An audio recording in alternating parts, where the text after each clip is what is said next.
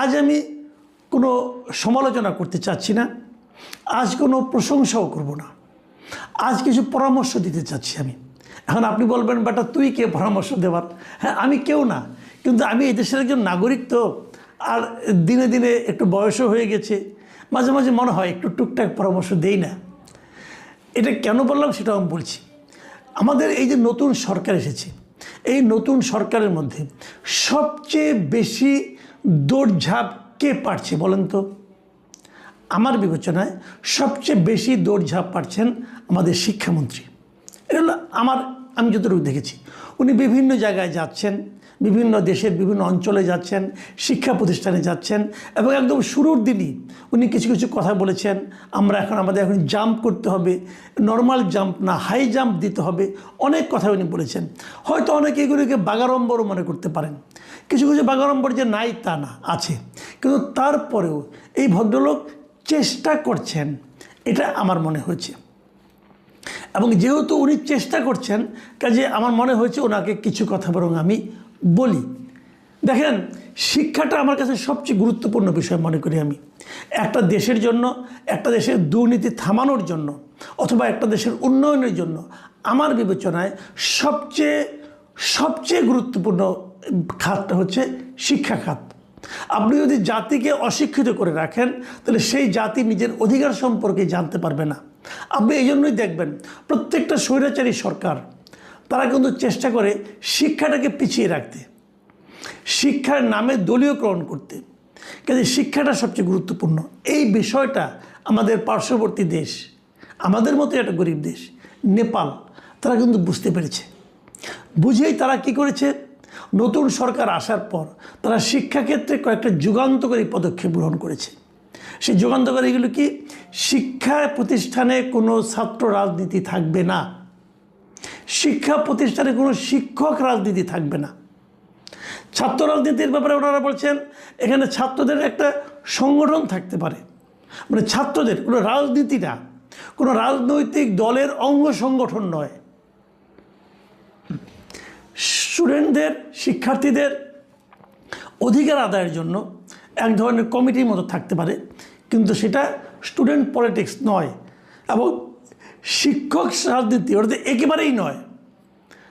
আমাদের সরকার কিন্তু এখনও সেই দিকে যায়নি। আমি মনে করি যেতে পারে, অন্ততপক্ষে শিক্ষক রাজনীতি বন্ধই করতে পারে।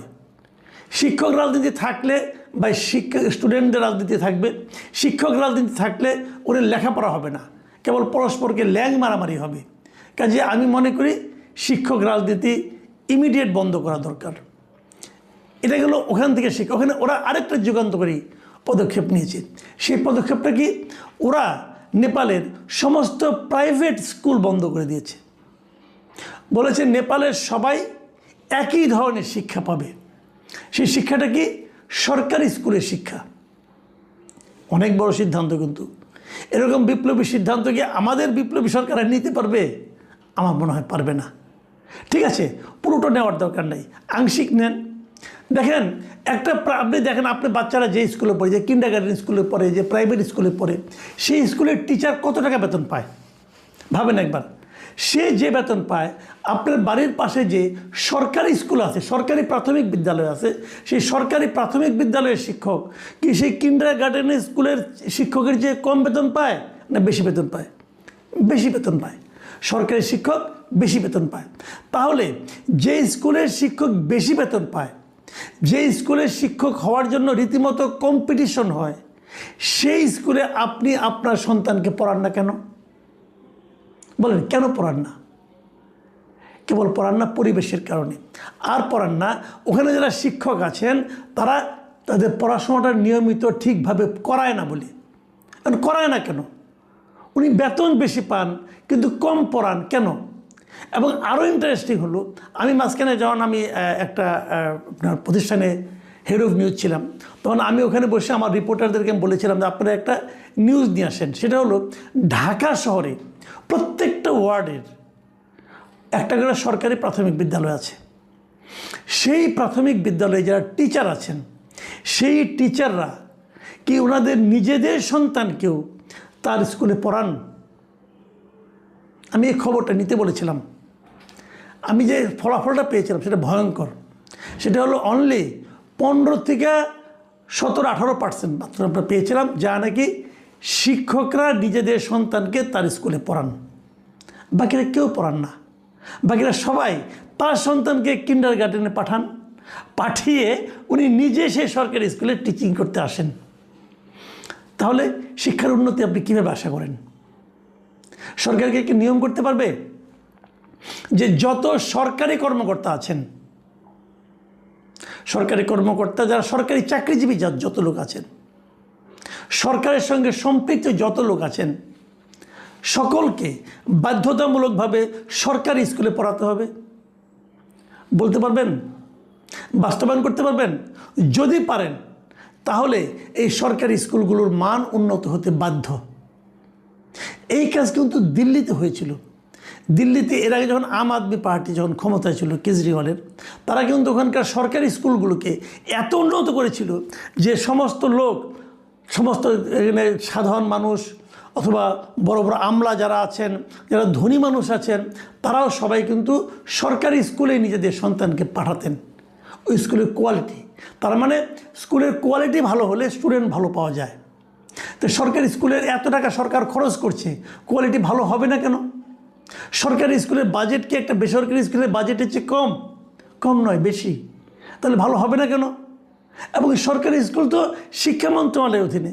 শিক্ষামন্ত্রী এই জিনিসটা দেখেন, তাহলে হয়তো আমরা বলতে পারবো যে না, এটা ভালো হবে। কিন্তু সেটাকে আপনারা করতে পারবেন? আমি আরও 2-3টা পয়েন্ট বলি। যেমন এই শিক্ষামন্ত্রীর একটা পদক্ষেপ আমার খুবই খারাপ লেগেছে, সেটা বলেনি, সেটা শুরুতে উনি করেছিলেন। সেটা হলো সংসদে ওই হাসনাত আবদুল্লাহ বলেছিলেন যে স্টুডেন্ট ভালো আসছে না, ভর্তি পরীক্ষা হচ্ছে না বলে, লটারির মাধ্যমে পরীক্ষা ভর্তি হচ্ছে বলে উনি ভর্তি পরীক্ষা ইন্ট্রোডিউস করেছেন। আগামী বছর থেকে ভর্তি পরীক্ষা হবে। আমি মনে করি এটা হবে আত্মঘাতী। ভর্তি পরীক্ষা যখন আপনি করেন, বিশেষ করে শিশু শ্রেণীতে, এলিমেন্টারি ক্লাসে যদি আপনি ভর্তি পরীক্ষা রাখেন, সেটা স্টুডেন্টের উপর এবং স্টুডেন্টের গার্জিয়ানের উপর একটা ভয়ঙ্কর চাপ সৃষ্টি করবে। এই চাপটা হয়তো ওই স্টুডেন্টের বাকি জীবনের শিক্ষাক্ষেত্রের জন্য একটা আতঙ্কের কারণ হতে পারে। কাজে আমি মনে করি এখান থেকে দয়া করে পিছিয়ে আসেন, এটা ভালো হবে না আপনার জন্য। এবং এটার ফলে কোচিং ব্যবসা যেটা আছে তাদের রমরমা একটা ব্যবসা হবে, বাণিজ্য হবে। আচ্ছা, একটা কথা বলেন, যদি স্কুলে সব কিছু পড়ানো হয় তাহলে কোচিংয়ে পড়াতে হবে কেন? কোচিং যারা করান তারা কি স্কুলের টিচারদের চেয়েও টিচিংয়ের ব্যাপারে বেশি এক্সপার্ট? তা তো হতে পারে না। তাহলে কোচিংয়ে করতে হবে কেন? স্কুলে ভালোভাবে পড়ানো হয় না বলেই ওই ফাঁকটা, ওই গ্যাপটা পূরণের জন্য আমার কোচিংয়ের দরকার হয়। শিক্ষামন্ত্রী কি পারবেন কোচিং ব্যবসা বন্ধ করতে, কোচিং ব্যবসা নিষিদ্ধ করতে পারবেন? যদি পারেন তাহলে আমি বলবো আপনি শিক্ষাক্ষেত্রে একটা যুগান্তকারী কাজ করছেন। আমার এই 2-3টা চ্যালেঞ্জ আমি দিয়ে রাখলাম। 1 নম্বর, কোচিং ব্যবসা বন্ধ করেন। প্রাথমিক শ্রেণীতে ভর্তি পরীক্ষা বন্ধ করেন। সরকারি স্কুলগুলোকে উন্নত করেন, যাতে সরকারি কর্মকর্তারা, সরকারি কর্মচারীরা তাদের সন্তানদের সরকারি স্কুলে পড়ান। কেবল তাহলে আমি মনে করি এই যে স্টুডেন্টদের এই শিক্ষামন্ত্রী যে দৌড়ঝাঁপ, এটা কার্যকর ফল আনবে। আরেকটা কথা বলে শেষ করি। আমাদের প্রধানমন্ত্রী বলেছেন না যে 50 কোটি গাছ লাগাতে হবে, 25 কোটি গাছ লাগাতে হবে। এই গাছ লাগানোর কাজে স্টুডেন্টদেরকে ইনভলভ করেন, এটা অত্যন্ত ভালো একটা পদক্ষেপ। কিচ্ছু করতে হবে না, প্রত্যেকটা স্কুল পর্যায়ে যত স্টুডেন্ট আছে সবাইকে বলে দিন যে তোমরা 5টা করে গাছ লাগাবা এবং সেই গাছ স্কুল কর্তৃপক্ষ সরবরাহ করবে। সরকারের দায়িত্ব হবে গাছগুলো স্কুলে পৌঁছে দেওয়া এবং স্কুল কর্তৃপক্ষ প্রত্যেকটা স্টুডেন্টকে 5টা করে গাছ দেবে এবং এই গাছগুলো তারা রাস্তার ধারে বপন করবে এবং বপন করার পর বাসা থেকে আসার পথে বপন করবে। বপন করার পর এগুলিকে তারা যত্নও করবে। 6 মাস পরে স্কুলের পক্ষ থেকে চেক করা হবে যে গাছগুলির কী কন্ডিশন। যদি 6টা গাছই থাকে অথবা 5টা গাছই থাকে তাহলে তাকে 50 নাম্বার দেবেন, এই নাম্বারটা পরীক্ষার খাতায় যুক্ত হবে। যদি 4টা থাকে জীবিত তাহলে 40 নম্বর, 3টা থাকলে 30 নম্বর। আপনি দেখবেন 5টার মধ্যে 5টাই থাকবে, তাহলে হয়তো 6টা 7টা গুনবে, 5টা থাকবে। বৃক্ষরোপণের যে অভিযান, এটা যদি সফল করতে চান শিক্ষামন্ত্রীকে বলবো এই পদ্ধতি অবলম্বন করেন। প্রিয় দর্শক, আজ পরামর্শ দিলাম, কোনো সমালোচনা করলাম না। তার মধ্যেও যদি কেউ দু একটা সমালোচনা খুঁজে পান আমাকে ক্ষমা করবেন। আপনারা ভালো থাকবেন। আগামীতে আবার কথা হবে। আল্লাহ হাফেজ।